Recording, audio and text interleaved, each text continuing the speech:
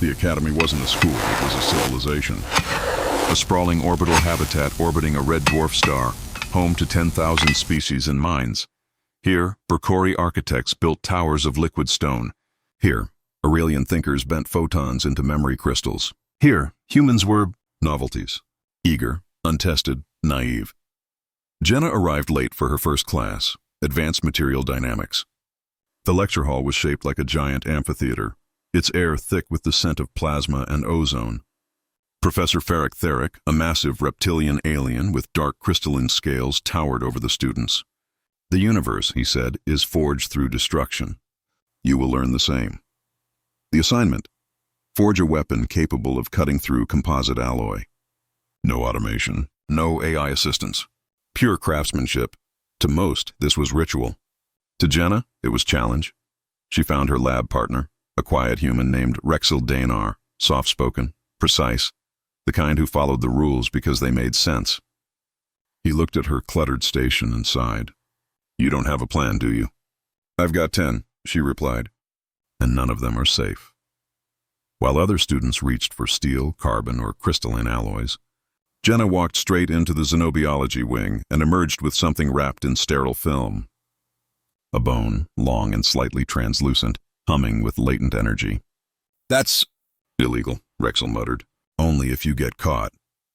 The bone came from a Chiral leviathan, a creature extinct for centuries, once capable of surviving plasma storms. Its skeleton was rich with trace elements that fused to heat rather than melting under it.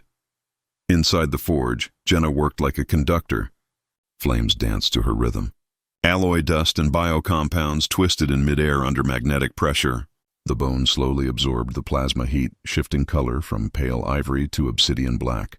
Her classmates whispered. Her professor frowned, but Jenna didn't hear them. She was chasing a frequency, a hum that resonated with her heartbeat. You're not forging a weapon, Rexel said, awe in his voice. I'm forging a miracle, she answered. The result was otherworldly. The blade gleamed like black glass, edges shimmering as though light bent to avoid them. When the test came, Jenna's weapon sliced clean through a reinforced duroplast block. Effortless, silent, absolute. Professor Ferric's mandibles clicked. How? He demanded. Human stubbornness, she said with a grin. And a little chemistry. Weeks later, she wasn't satisfied. The bone blade was only the beginning. She began fusing synthetic spider silk, originally used in solar sails, with bone microstructures, attempting to create flexible armor. Her experiment, codenamed Project Rexil, consumed her days and nights. The silk flexed like muscle. The bone adapted like living tissue. Together, they formed a lattice capable of dissipating kinetic energy, healing itself, and even amplifying certain bioelectric frequencies. You're going to get expelled, Rexil warned. Maybe, she said. Or maybe I'll build something they'll study for the next 1,000 years. When she tested it, the projectiles bounced. No cracks, no fractures. The armor flexed, absorbed, and healed. The classroom fell into stunned silence. It's alive, whispered one student. Not alive, Jenna said softly, just listening.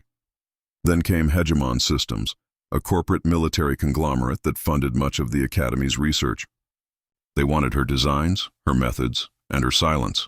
When she refused, they revoked her access, destroyed her lab, and seized her prototypes under security protocols. Rexel tried to intervene. They expelled him too. That night she stood in the forge's ruins, holding the shattered remains of her armor. The embers glowed around her face like dying stars. They think progress can be owned, she whispered. It can't. It's born, like fire.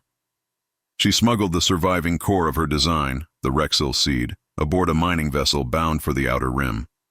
When security came for her, they found nothing but an empty lab, and a burn mark shaped like a human hand on the forge table.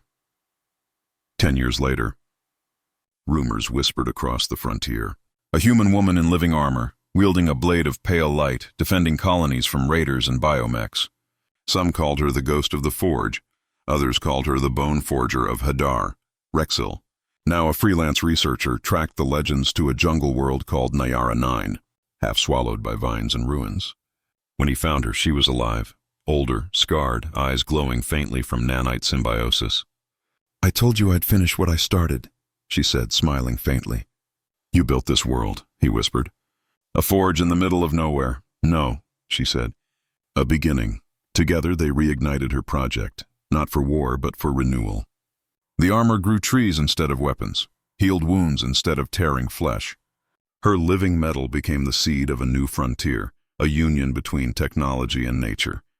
Years later, a monument stood on Nyara 9, a single bone blade embedded in stone, glowing softly in the starlight. An inscription beneath read, "Forged in defiance, tempered by hope, for the future we dared to dream." Rexil would often sit beside it, telling the new students of the academy who came seeking inspiration. She wasn't trying to win, he'd tell them. She was trying to prove that humans can make beauty out of the impossible. And somewhere, deep in the jungle, a faint hum still echoed, the sound of the forge, alive and waiting, because progress never dies. It just finds new hands to hold the flame.